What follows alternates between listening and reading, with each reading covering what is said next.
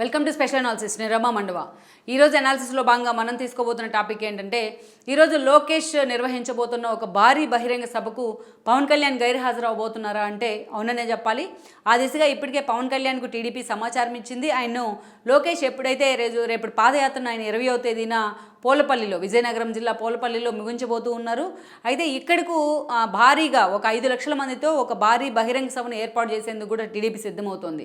అయితే ఈ లోకేష్ తను ఎండ్ చేయబోయే పాదయాత్రకి అంత సక్సెస్ఫుల్గా సభ నిర్వహిస్తూనే అదే స్థాయిలో ఒక మెసేజ్ అయితే ఏపీ ప్రజలకు ఇవ్వాలని కూడా ఆయన లెక్కలు కడుతూ వస్తున్నారు. ఈ క్రమంలోనే ఈ సభకు అటు చంద్రబాబు నాయుడు కూడా హాజరు కాబోతున్నారు, ఆయన తల్లి భువనేశ్వర్ కూడా హాజరు కాబోతున్నారు. అయితే అందుకనే దీనిలో భాగంగానే పవన్ కళ్యాణ్ కూడా హాజరుగా దీనికి పిలవాలని చెప్పి కూడా టీడీపీ అధిష్టానం నిర్ణయించింది. అయితే ఇప్పటికే పవన్ కళ్యాణ్తో చంద్రబాబు నాయుడు అండ్ టీడీపీ నేతలు కొంతమంది మాట్లాడినప్పటికీ ఈ సభకు వచ్చేందుకు పవన్ కళ్యాణ్ అంతగా సుముఖత చూపించలేదు అన్న వార్తలు వస్తున్నాయి. ఇప్పటికీ ఆ రోజు తనకి బిజీ షెడ్యూల్ ఉన్న కారణంగా తన సభకి రాలేను అని చెప్పి కూడా పవన్ కళ్యాణ్ టీడీపీకి స్పష్టం చేసినట్టు కూడా వార్తలు వస్తూ ఉన్నాయి. అందుకు కారణాలు కూడా ఉన్నాయి. అసలు యాక్చువల్గా ఇప్పటికే ఈ రెండు పార్టీల మధ్య అధికారికంగా పొత్తులు ఓకే అయ్యాయి. ఇప్పటికే మనం చూసినట్లయితే గత ఎన్నికల్లో 2014 ఈ రెండు పార్టీలు కలిసి బీజేపీతో పోటీ చేసే ఒక మంచి ఎక్స్పీరియన్స్ అయితే వచ్చింది. అందరం టీడీపీ అధికారంలోకి కూడా వచ్చింది. ఎప్పుడైతే సోలోగా 2019 ఎన్నికల్లో అటు పవన్ కళ్యాణ్ వీళ్ళతో డిఫర్ అయి ఉన్నారు, సోలోగా వెళ్ళారు. బట్ ఒక బెటర్ ఎక్స్పీరియన్స్ అయితే వాళ్ళకి ఎదురైంది. ఓట్ల చీలిక కారణంగా వైఎస్ఆర్సీపీ అధికారంలోకి వచ్చిందన్న అంచనాలు ఉన్నాయి.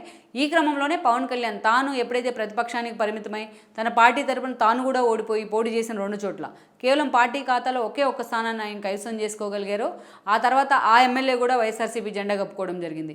ఇక అప్పటి నుంచి వైఎస్ఆర్సీపీ తను వ్యక్తిగతంగా పార్టీ పరంగా రాజకీయంగా టార్గెట్ చేసిన తీరుతో పవన్ కళ్యాణ్ అటు బీజేపీతో కూడా పొత్తులు కుదుర్చుకున్నారు. బట్ ఆ తర్వాత రోజుల్లో ఆయన ఎప్పుడు కూడా first of all TDP Janasena పొత్తుల వ్యవహారం తెర మీదకి వచ్చిందంటే అది ముందుగా ఇనిషియేట్ చేసింది పవన్ కళ్యాణే. పార్టీ వ్యతిరేక ఓటు చేయనివ్వను ఈసారి అంటూ కూడా, ప్రభుత్వ వ్యతిరేక ఓటు చేయనివ్వను అంటూ డే 1 నుంచి కూడా ఆయన చెప్తూ వచ్చారు. అవసరమైతే టీడీపీతో కలుస్తానంటూ కూడా ఆయన మాట్లాడారు.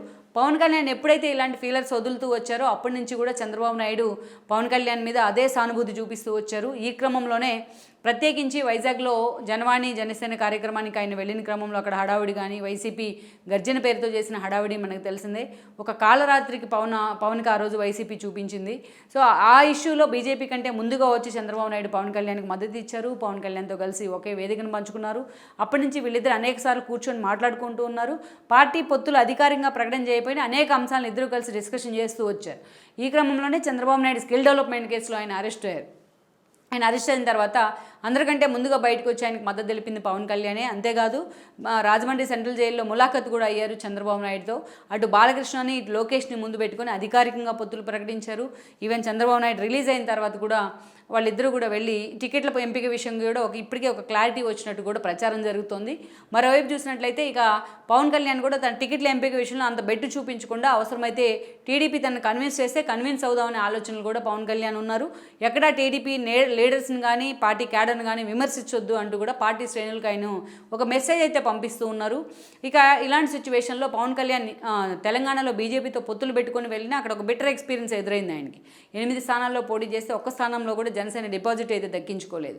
ఇక వేరే ఏపీకి వచ్చినట్లయితే పూర్తి స్థాయిలో చంద్రబాబు నాయుడు పవన్ కళ్యాణ్ త్వరలోనే ఉమ్మడి కార్యాచరణ అయితే ప్రకటించబోతున్నారని చర్చ ఉంది. ఇక ఈ క్రమంలో లోకేష్ దాదాపుగా 1 year కాలంగా ఆయన పూర్తి స్థాయిలో పాదయాత్రలో ఉన్నారు, యోగాళంలో. మధ్యలో తన తండ్రిని అరెస్ట్ చేసిన క్రమంలో ఆయన ఒక 50 రోజుల పాటు పాదయాత్రకి బ్రేక్ ఇచ్చినప్పటికీ ఆ తర్వాత మళ్ళీ రీవ్యాంప్ అయ్యారు. మళ్ళీ రాజోల్ కాన్స్టిట్యున్సీ నుంచి పాదయాత్ర స్టార్ట్ చేసి ఈరోజు వైజాగ్ కానీ అండ్ దెన్ ఈరోజు విజయనగరం జిల్లాలో కూడా ఆయన ఎంటర్ కాబోతున్నారు. రేపు 20వ తేదీన పూర్తి స్థాయిలో విజయనగరంలో ఆయన బహిరంగ సభని పాదయాత్ర తన విజయనగరంతోనే ఆపబోతున్నారు. ఆపిన రోజున ఆ రోజు భారీ బహిరంగ సభను ఒక 5 లక్షల మందితో టీడీపీ ప్లాన్ చేస్తూ వస్తోంది. సో ఈ సభకు పవన్ కళ్యాణ్ చీఫ్ గెస్ట్గా పిలవాలని కూడా టీడీపీ నిర్ణయించింది. అటు భువనేశ్వరి బ్రాహ్మణితో సహా చంద్రబాబు నాయుడు కూడా ఈ సభకు హాజరు కాబోతున్నారు. అయితే ఈ సభకు అటు పవన్ కళ్యాణ్ కూడా పిలిపించాలని చాలా సీరియస్గా పార్టీ అధిష్టానం ఆలోచించింది. అయితే పవన్ కళ్యాణ్ దీనికి హాజరు కాలేనని చెప్పినట్టు అయితే వార్తలు వస్తున్నాయి. సో అందుకు కారణం కూడా ఉంది. ఉమ్మడి మేనిఫెస్టో ప్రకటించే క్రమంలో ఆ వేదిక మీద చంద్రబాబు నాయుడుతో కూర్చుంటాను కానీ లోకేష్ పాదయాత్ర విషయంలో మాత్రం ఆయన వెనక్కి తగ్గినట్టుగా కూడా చెప్తున్నారు. ఎందుకంటే ఇప్పటికే వైసీపీ నుంచి ఆ స్థాయిలో విమర్శలు వస్తున్న క్రమంలో వన్ సైడెడ్గా లోకేష్తో కలిసి ఒక వేదికను పంచుకున్నట్లయితే అదొక రాంగ్ మెసేజ్ వెళ్ళే అవకాశం ఉంటుంది. క్యాడర్లో టికెట్ విషయంలో కాంప్రమైజ్ కాంప్రమైజ్ అయినట్లే పార్టీ విషయంలో కూడా ఒక కాంప్రమైజ్ అయ్యారనే ఒక విమర్శ కూడా వచ్చే అవకాశం ఉంటుంది. అందుకనే పవన్ కళ్యాణ్ చాలా స్పష్టంగా లోకేష్ పాదయాత్ర బహిరంగ సభకు తాను హాజరు కాలేకున్నా రేపు ఉమ్మడి మేనిఫెస్టోని ప్రకటించే క్రమంలో చంద్రబాబు నాయుడుతో కలిసి ఒకే వేదికను పంచుకోబోతున్నట్టు కూడా పవన్ కళ్యాణ్ వాళ్ళకి సమాచారం ఇచ్చినట్టు చెప్తున్నారు. ఆల్రెడీ చంద్రబాబు నాయుడుతో ములాఖత్ అయిన తర్వాత లోకేష్ బాలకృష్ణతో కలిసి పవన్ కళ్యాణ్ ఒకే వేదికను కూడా పంచుకున్నారు.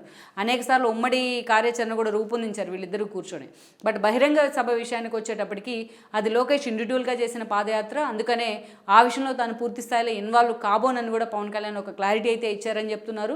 మొత్తం మీద ఈరోజు చూసినట్లయితే పవన్ కళ్యాణ్ మాత్రం లోకేష్ సభకు హాజరు కావట్లేదు. బట్ దీన్ని మాత్రం వైసీపీ ఎక్స్ప్లోయిట్ చేసే ప్రయత్నం అయితే చేస్తుంది సోషల్ మీడియా వేదికగా. లెట్స్ సీ మరి లోకేష్ పాదయాత్ర తర్వాత జరగబోతున్న భారీ బహిరంగ సభ ఎంతవరకు సక్సెస్ అవుతుంది, ఎంతవరకు టీడీపీ శ్రేణులకి ఇది ఒక ధైర్యాన్ని ఇస్తుంది అనేది కూడా మనం చూడాల్సి ఉంది. ఈ వీడియో మీకు నచ్చినట్లయితే please share, like and subscribe R24 Telugu.